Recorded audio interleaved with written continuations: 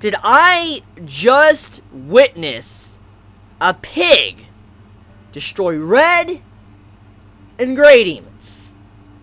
No, I mean, we have seen Mama Pig eat one of the Ten Commandments blast, just swallow, which raised a lot of questions right there. And I'm not even going to begin to say that Hawk isn't a mystery too. I mean, this man came back to life. He was like a phoenix, and then he also is able to absorb powers and stuff from other creatures with magic abilities. So there's a lot of mysteries around him as well. But this Mama Pig just straight up killed a bunch of red and gray demons. You want to know what this means? Like, take a moment to consider this, okay?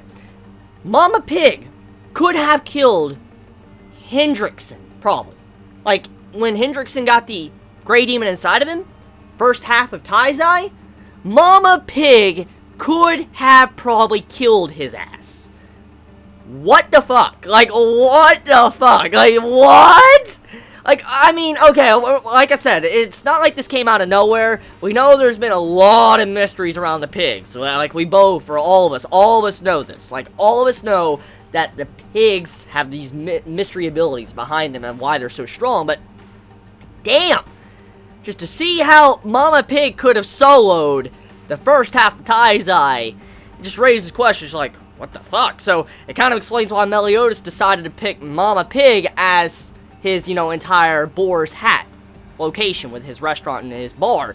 Kind of explains a lot, but regardless of that, let's talk about one thing that this chapter brought up, and that would be that Derriere and Mon have this connection, which we know. We kind of know already they had this connection going on, but in this episode, we get to see a little bit more depth into that and how kind of they're connected and they really care for each other. You have it to where Derriere gets her hair cut and all that, and eventually Mon walks up and is like, hey, here you go, you want to wear this dress? I found this very cute dress, you could wear it, and then she turns him down and all that, but the way the entirety of that structure was of the chapter, you get to see how these two really care for each other, how he really cares for her, and that he's just trying to, make her where she's happy. And so, once again, I gotta say, I love these two Ten Commandments. I really am a big fan of them. I mean, I love Estarossa. I love also seeing Zeldris and all them, but seeing these two right here, just seeing Derriere and Mon, just seeing these two as like a couple or working together and all that, it's very cute, very adorable, and definitely they have a lot of potential to be one of the best Ten Commandments, or probably written Ten Commandments in Taizai. So speaking of Derriere, apparently she knows Elizabeth. Yeah, Elizabeth. Now, it's not something that's new. We all knew Elizabeth is some form of reincarnation or rebirth of the original Liz that's been going on for many, many generations, for thousands of years now. It's not something that was just brought up in this chapter, but Derriere knows about Elizabeth. And this, right now, raises a lot of questions, because if you look at the interaction of the two Ten Commandments that was displayed in this chapter, Mon and Derriere seemed to be the only one that really recognized Elizabeth in this chapter, like the only one. Now, you could say that maybe Mon was just preoccupied with Zarathustra and wasn't really paying attention, but the way that Derriere just started talking to Elizabeth like that, Derriere instantly knew who Elizabeth was, recognized her, and then also when Elizabeth used the power called Arc from the Goddess Clan, and then broke her entire hand, you had it to where, like, yep, that's definitely you. But Mon didn't seem like he really recognized her at the time. What type of connection does Derriere have with Elizabeth?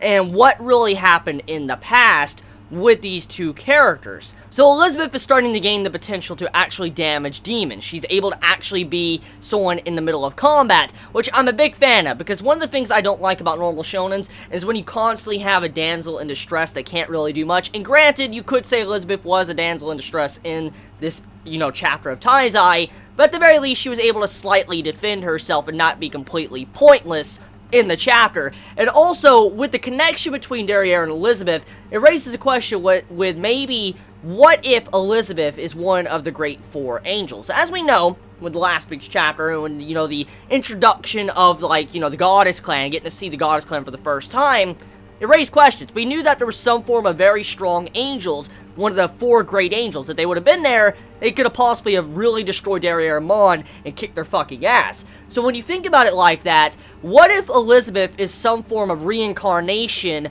of one of the great angels, and she has one of the great angels inside of her, or she is the great angel that's constantly been reincarnated? That would kind of make a lot of sense. I mean, look, as we know, a long time ago, Elizabeth, or Liz, a long time before she died or whatever, she was responsible for, you know, converting an entire demon army. We found out about this about 10 to 20 chapters ago. So when you think about it like that, it makes sense that maybe Elizabeth is one of the 4 great angels if, you know, Liz had that type of power to convert an entire demon army. Now, speaking of demon army and stuff like that, let's get into Meliodas. So Meliodas, he reappears. He is back in the series. He's back in present time. He is no longer in purgatory. He is no longer dead. He is back. Now, we all knew already that Meliodas was going to be coming back. I mean, it's a no-brainer. I mean, it was already said multiple chapters ago that Nakama-sensei was pretty much saying Meliodas will be back. He's cursed to constantly come back. He can't stay dead. And he's tried everything. So because of this, we know Meliodas was going to come back. It wasn't something that wasn't already stated. Now, would I have been happier if he would have stayed dead a little bit longer? Maybe. I would have honestly been a little bit happier if Meliodas would have stayed dead for maybe another good 10 to 20 chapters, or at the very least until we got to see the fight between the Demon King and Meliodas. But we didn't get to see that, which there's probably reasons for that. There might be future plot points for that reason, but I'm a little bit upset because I wish Meliodas was kind of out of the picture for a little bit longer. But I guess we gotta deal with what we gotta deal with. Meliodas is back, he is alive, and he is here to save his woman, Elizabeth, and he is here to make sure she doesn't die, and he's now probably gonna have to go up against the 2 Ten Commandments, which, speaking of going up against the 2 Ten Commandments, Meliodas, when he hit Derriere, you actually saw her ribcage. You straight up saw her ribcage. I'm like, yo, what the fuck? Meliodas hit her so hard, you saw her ribcage. That's some crazy shit right there, just how much power that Meliodas used against Derriere and hurt her like that. Like, damn, he hit her hard. Probably not as hard as what Pineapple did to Binshan in, you know, the latest chapter of Tokyo Ghoul, but you get my point. He still hit her pretty damn hard. So yeah, Meliodas is back. He is back. He has his power and all that, and it raises a question. What really happened while he was in Purgatory? Is he really Meliodas? Is he really the same person we know? Is the Demon King inside of him? Did the Demon King take something from him?